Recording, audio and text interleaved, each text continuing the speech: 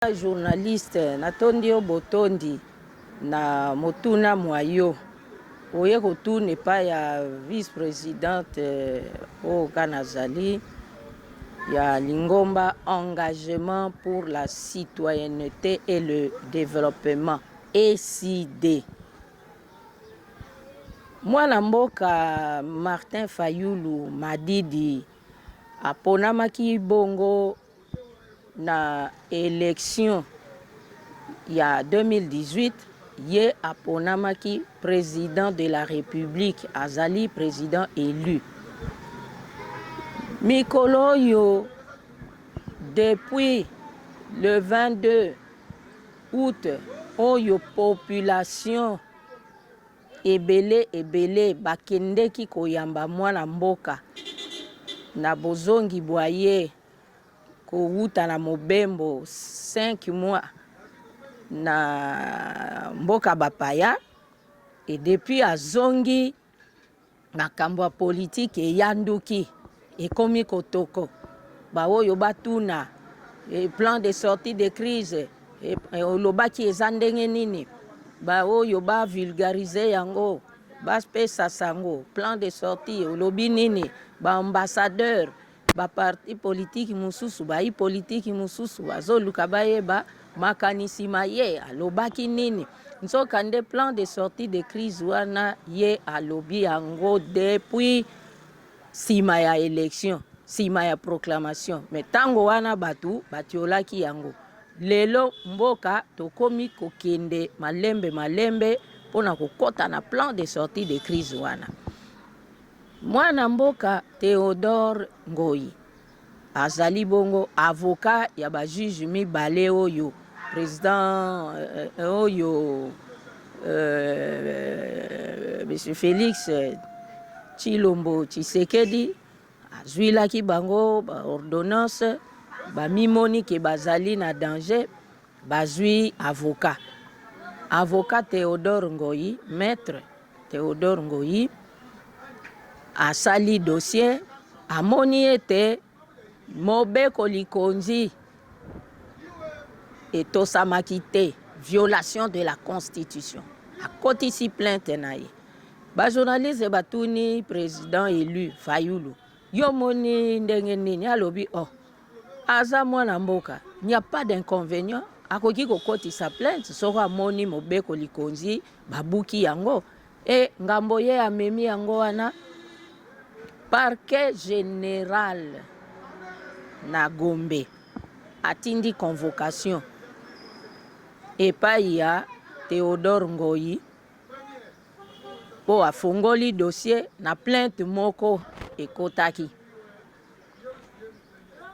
na convocation ya Théodore Ngoyi batiki obele epai ya Théodore Ngoyi na convocation ya président élu Martin Fayulu Madidi batiki yango obele epai ya Théodore Ngoyi. Est-ce que mobeko la loi sur la procédure pénale mobeko na biso oyo ya makambu ya parquet elobi bongo mutu avandaka epa mususu convocation na eboke kotiki epa mususu ezalaka te na parquet général pe abuki mibeko ya makambu ya procédure likambo te mwana mboka Fayulu alobi lokola parquet abengisi ngai na kokende kosamba nde yango mokolo ya misato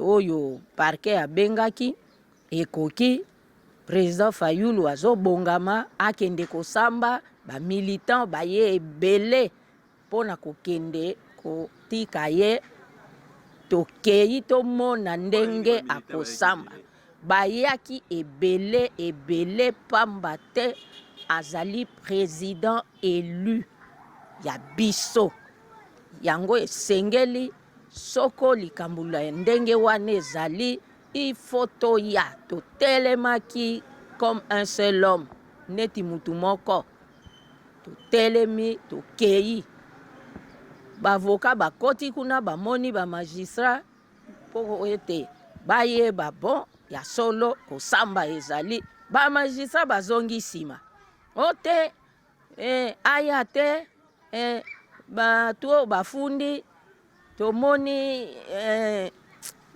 baza penza na qualité te aya te dossier yango kutu tokoklase yango. Bana mboka na mboka na biso ekomi nde boye.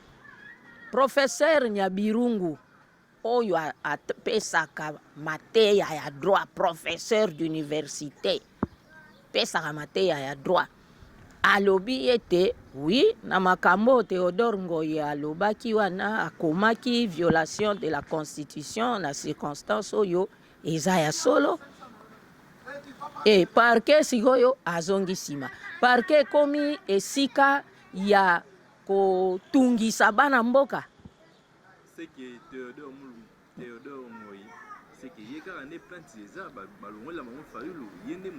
Wana nayebi te monsieur le journaliste po maître Théodore Ngoyi alobaki mokolo ya misato ye aza molakisi akokende kopesa cours, akokende kuna lelo jeudi nde ekoyebana mpo na ye balobi nini.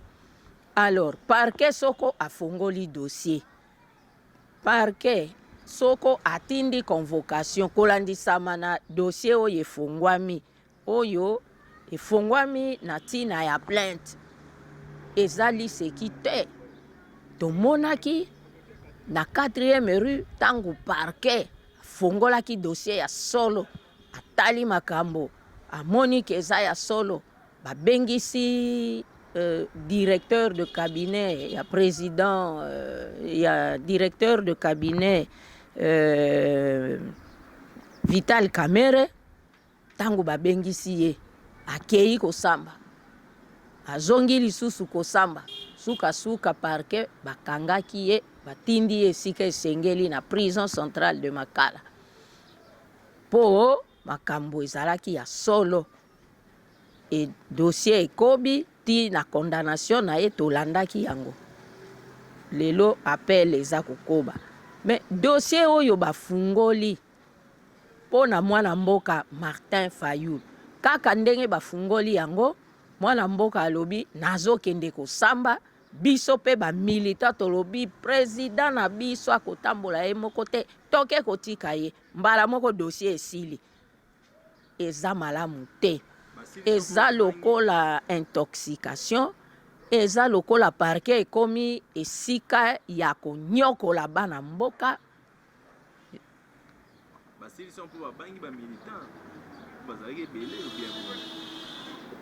Nda mwana mboka journaliste, parquet abangaka nde Nzambe, abangaka nde mibeko. Po na Bible soko totangi na Romain 13 balobi parquet aza mosali ya Nzambe. Alors oyo parquet azozonga sima boye toyebi te nani azali na sima ya makambo oyo. Parquet tambolaka boye te. Bana mboka eza lokola affaire à suivre. To fungola miso, to telema ngbi, to yika mpiko. Avec SIDE, c'est encore possible. Mwana mboka Fayulu aza président de la République démocratique du Congo, élu. Et toza kokoba etumba ya kobongisa Congo elongo na ye etokolonga. Vice-président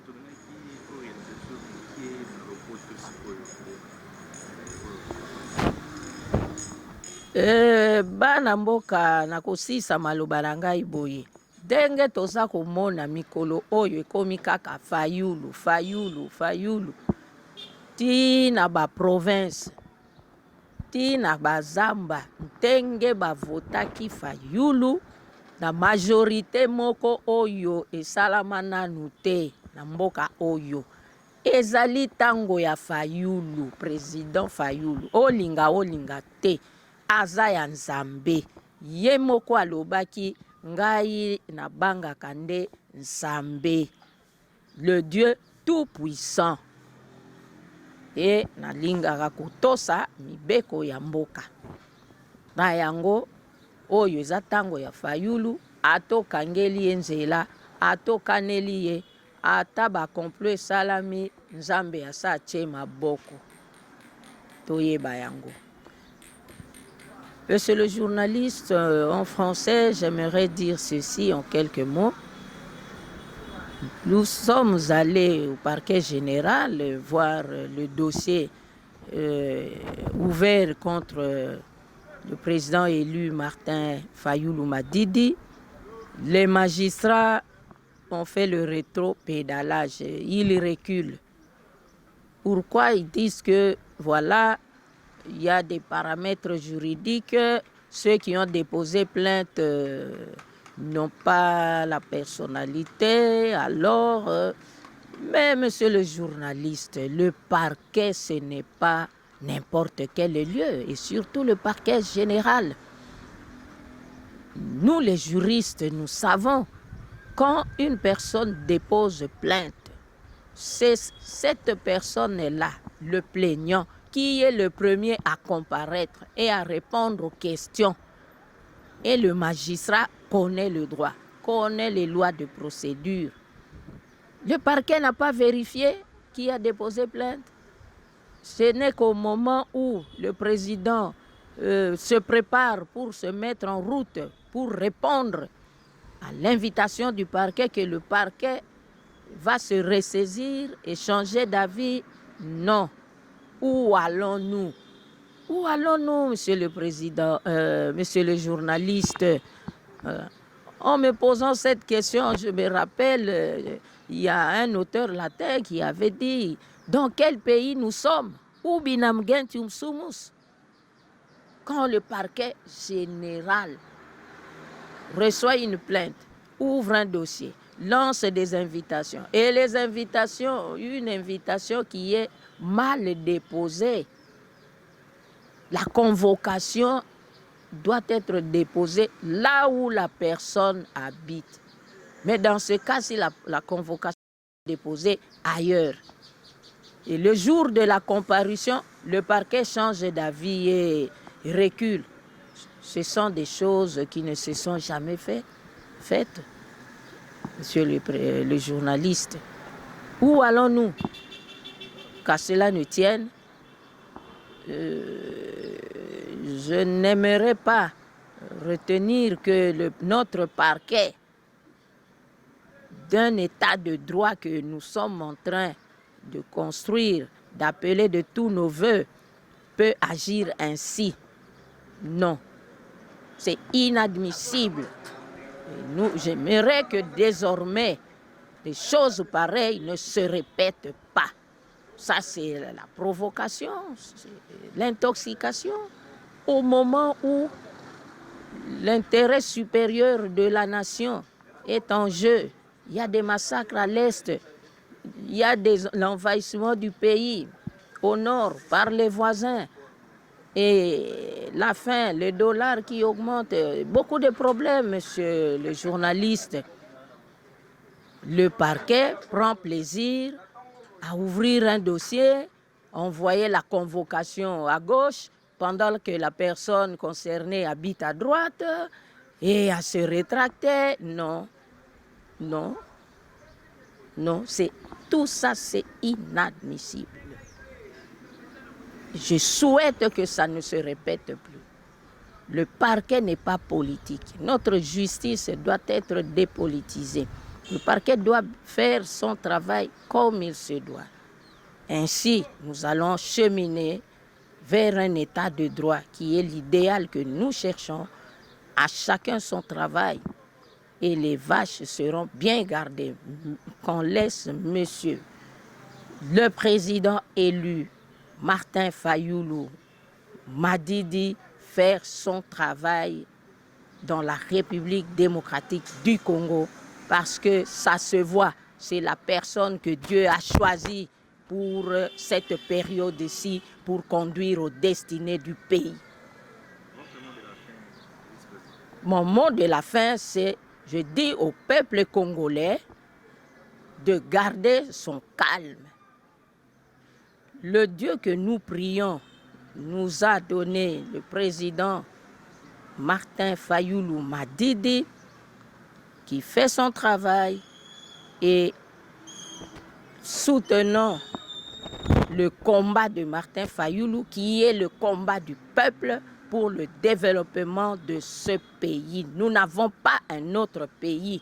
Nous avons un seul pays, la République démocratique du Congo, que nous devons bâtir un pays plus beau qu'avant, comme nous le disons dans notre hymne national. Soyons vigilants, soutenons le combat du président élu Martin Fayulu Madidi.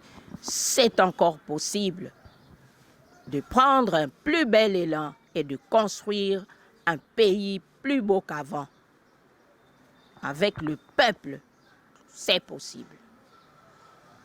Merci, Madame Vice-Présidente. C'est moi qui te remercie.